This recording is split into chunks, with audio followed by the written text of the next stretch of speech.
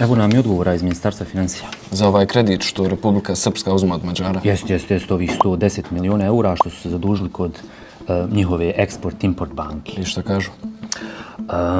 Zahvaljujući aktivnostima predsjednika Republike Srpske, gospodina Milorada Dodika, Mađarska je iskazala interes za finansiranje, te je Ministarstvo financija Republike Srpske pristupilo pregovorima s nadležnim institucijama.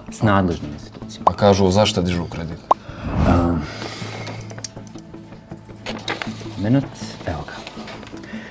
Potpisivanje ugovora omogućit će nesmetano izvršenje svih obaveza i realizaciju planirane politike vlade Republike Srpske. Znači za vraćanje dugova.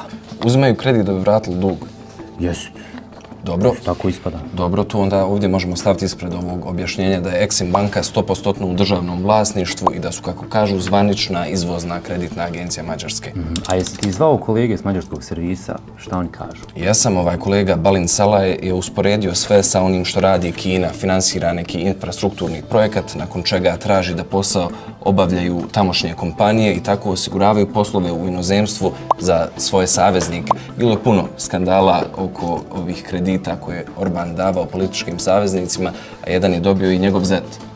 A ima li entitet uopšte prostora za dodatno zaduživanje? Pa ima, ali ne još mnogo. Skupština je za ovu nadolazeću godinu planirala oko 555 miliona eura zaduženja. Javni dug RS-a je oko 2,6 milijardi, a ukupni 3,16 milijardi eura. To je otprilike 43,5% bruto društvenog proizvoda, ali prema zakonu dug može biti do 60%. Aha, i su dobili bar povoljne kamate? Sačekaj, da ti pustim izjavu Svetlane Cenić. Ona kaže da se radi o kreditu koji je sa ne baš malom kamatom i da privrednici s kojima ona sarađuje često od banaka dobijaju bolje uslove.